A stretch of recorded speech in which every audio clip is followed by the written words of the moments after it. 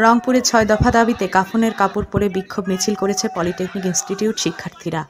Junior instructor পদে craft ইন্সট্রাক্টরদের অবৈধ পদোন্নতির রায় হাইকোর্ট কর্তৃক বাতিল করার পাশাপাশি ক্রাফট ইন্সট্রাক্টর পদবি পরিবর্তন ও মামলার সাথে সংশ্লিষ্টদের স্থায়ীভাবে চাকরিচ্যুত করাসহ ৬ দফা দাবিতে কাফনের কাপড় পরে বিক্ষোভ মিছিল করেছে পলিটেকনিক ইনস্টিটিউট শিক্ষার্থীরা। 18 এপ্রিল শুক্রবার জুম্মার নামাজের পর রংপুর পলিটেকনিক ইনস্টিটিউট ক্যাম্পাস থেকে কাফনের কাপড় পরে একটি বিক্ষোভ মিছিল নিয়ে নগরীর প্রধান প্রধান সড়ক প্রদক্ষিণ শেষে ক্যাম্পাস চত্বরে সমবেত হয়।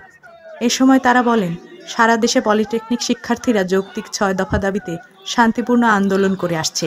সে আন্দোলনে আইন শৃঙ্খলা বাহিনীর হস্তক্ষেপের ঘটনায় কাফনের কাপড় পরে এই আন্দোলন। এটা 1987 সালে আপনারা জানি থাকবেন, 87 সালে আমরা এক আন্দোলন করেছিলাম।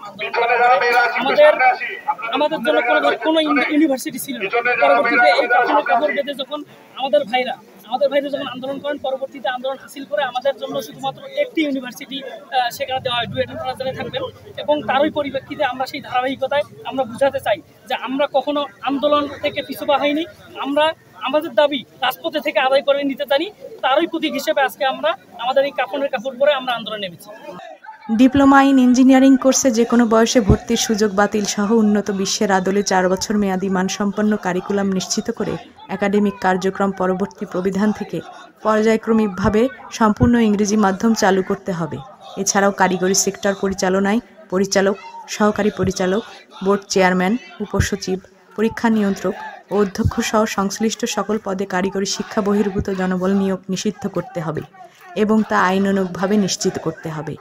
এই পদগুলোতে কারিগরি শিক্ষায় নিশ্চিত জনবল নিয়োগ ও সকল শূন্য পদে দক্ষ শিক্ষক ও ল্যাব সহকারী নিয়োগের বিজ্ঞপ্তি প্রকাশ সহ 6 দফা দাবি তুলে ধরবেন।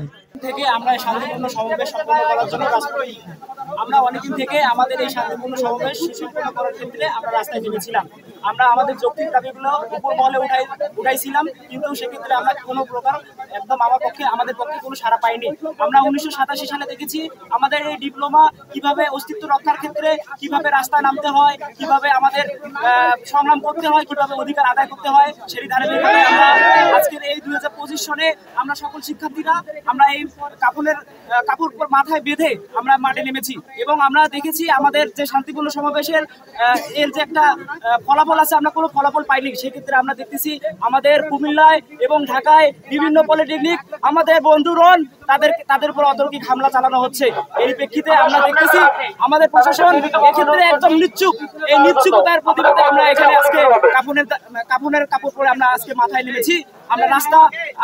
আমরা কখনো চাইনি জনদুর্ভোগ, আমরা চাই একটা শান্তিপূর্ণ ফলাফল। উপস্থিত হয়েছি আমাদের যৌক্তিক দাবি আদায়ের লক্ষ্যে।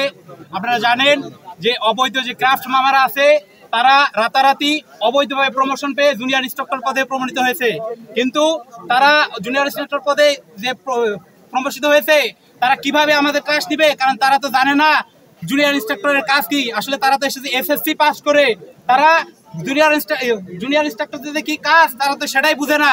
তারা কিভাবে আমাদের ক্লাস নিবে? আর আমাদের যে 6 দফা যৌক্তিক দাবি আছে সেই আদায়ের লক্ষ্যে আজকে আমরা এখানে উপস্থিত হয়েছি কাফনের কাপড় মাথায় বেঁধে।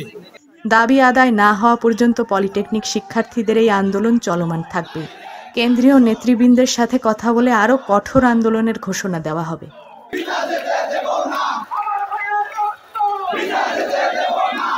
দৈনিক গণআলো, রংপুর।